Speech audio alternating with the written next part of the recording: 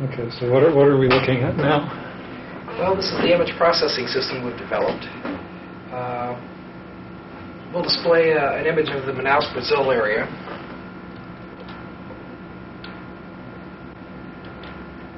Okay, and that'll appear over on the color screen.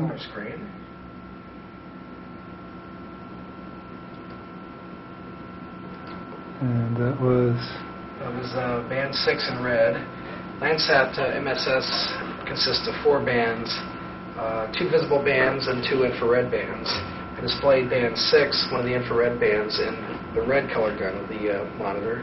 Display band 5, a visible band, in green, and now we'll display Landsat band 4 in blue. So the dark area. Okay, but we're still missing one of the bands. Right, band 7 is not displayed, so we're looking only at 3/4 of the data.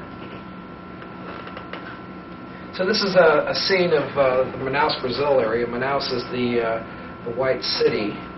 The black river is the Rio Negro. The blue river is the heavily sedimented Amazon. You see some nifty eddying in there. The rivers are flowing from left to right, and they meet yes. at just about the center of the screen. Right. And there's an island or something in the middle of the river there. Right. The Amazon's changing course constantly, and by now, this image was from 1972. By now, that's probably changed. Okay, so to get an idea of what the data looks like, we'll select a. Now, the moving spectra, and there's a spectra of the 4 data points underneath the pixel. So this is a typical forest spectra, or vegetation spectra. It's low in the visible and has high reflectance in the infrared.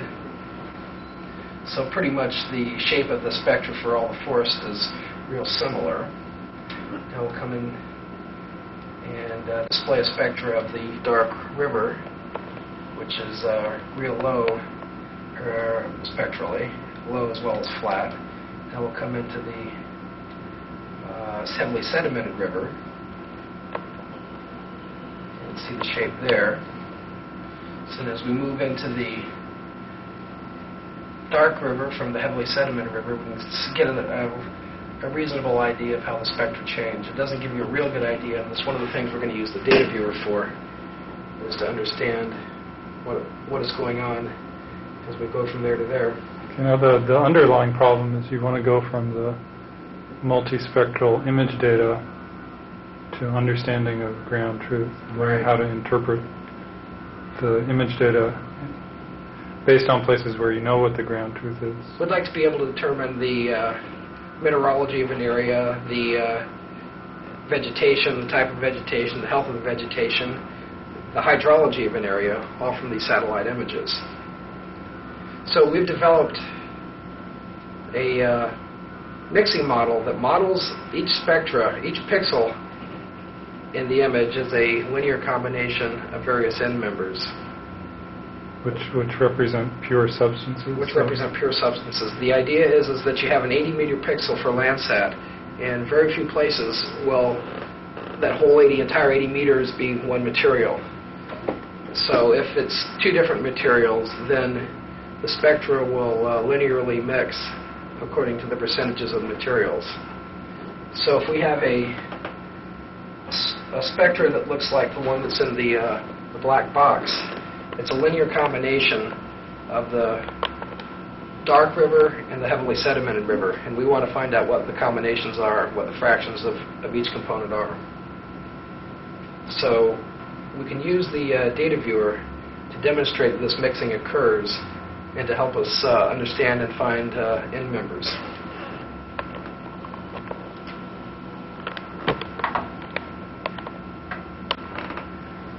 So what we'll do is select a couple of subsets of the pixels from the image and then look at them in the data viewer. You can use the grand tour plus brushing to see structure in fact, in 4, well actually 6-dimensional space, because there are the 4 channels plus the 2 dimensions of XY location of each pixel. Okay, so I'll locate the cursor in the tropical rainforest and we'll select that area.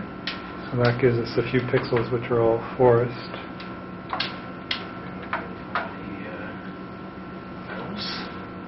We'll select some pixels of dark water.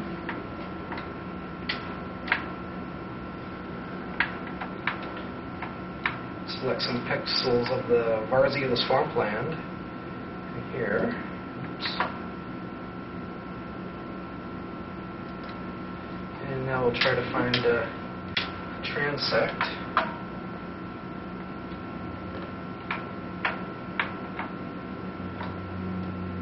Across a mixing zone from dark to heavily sedimented water, including a little bit of vegetation on either end. So what this should show is if there really is mixing, if the mixing model is a good representation for those pixels, then in the 4-dimensional space they should lie pretty much along the line. Exactly. So we'll now move this into the data viewer. Okay, and that'll turn up on the black and white screen.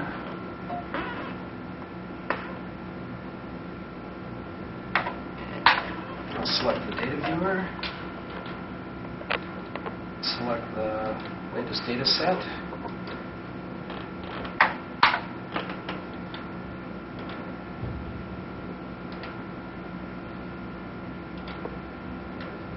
I'll reset the scaling of this. So what we're looking at is a map of the areas that we took the subsets from, the pixel subsets. So now... So this is the pixels plotted, the 2 coordinates x and y, which correspond to locations on the screen, are plotted as a 2-dimensional scatter plot. So what we just see are 4 white clumps, which correspond to the 4 sets of pixels we selected. Right. Now, first thing we can do is look at the band 4 versus 5. We should highlight that so it's a little bit easier to see.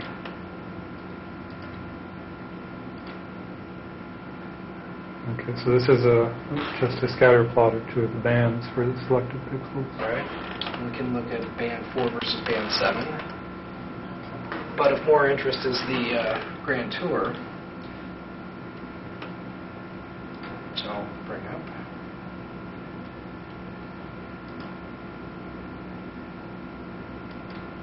So this Grand Tour is a program developed by Andreas Fuya and Catherine Hurley.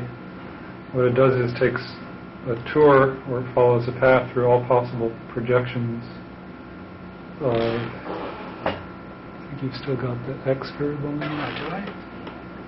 You're right.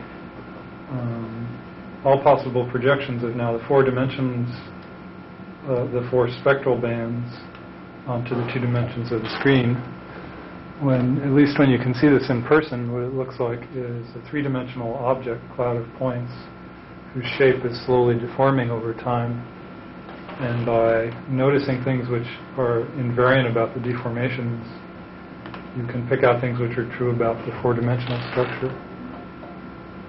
So things which appear to be linear or almost linear in all projections are going to be things with linear features in the 4-dimensional space.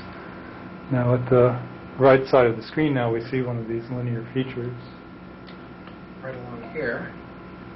Now this is what we'll call a mixing line between dark water and the heavily sedimented water. Well, that's what we're guessing that it is. We'll show that in a second. Yeah, we don't exactly know that yet. Now the way we can find out what that is by using brushing. We have 2 windows on the screen, one of which is showing a certain projection of the 4 spectral bands, and the other which is showing the XY pixel coordinates. We can go to the XY pixel coordinates and brush over the pixels from various parts of the image to find out where they are in the spectral bands.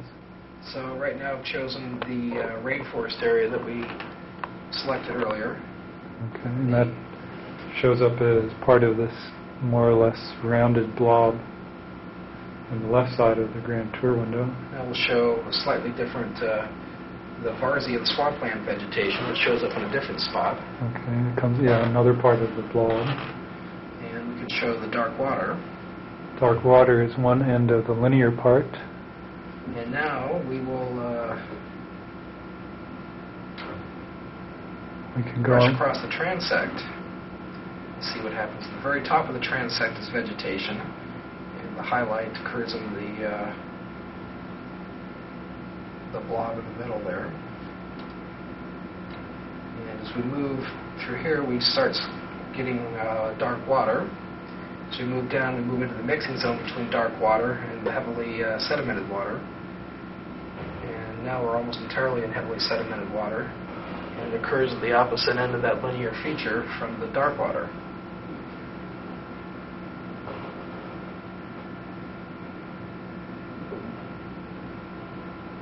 So that shows that the mixing model is actually a pretty good model for those pixels in the river anyway. Exactly. That they can be pretty closely summarized as just linear combinations of dark water and the soil.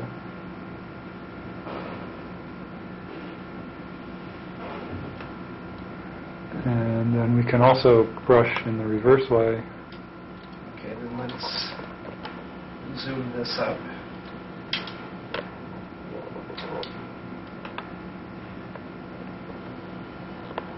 So we can see the individual pixels in the map on the transect.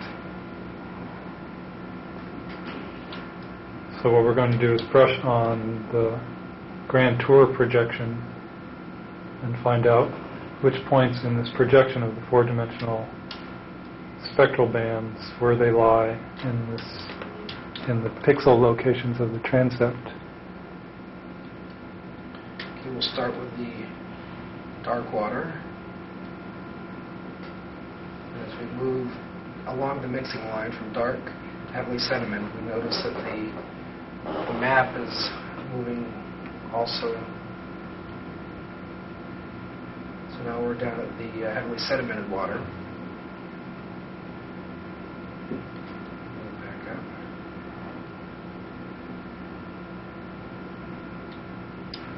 Now, of course, what you'd really like to do is rather than,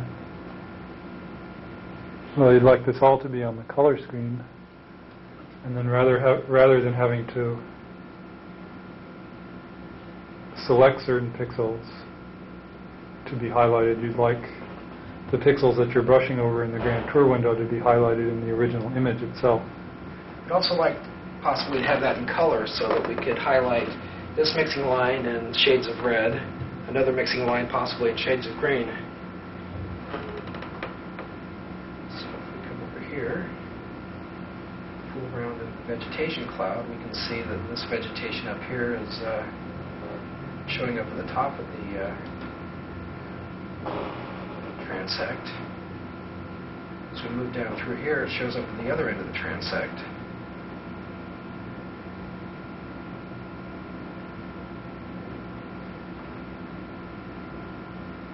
And of course, we've selected a fairly small number of pixels, and that seems to be reasonably effective. But again, what you'd really like is to have, I'd like to have the entire image if possible. or at least have the option of using. Of course, you often want to be able to select subsets, but Right. you'd like to have the option of doing the entire image. And to do that really requires a couple orders of magnitude faster hardware. Yeah, unfortunately.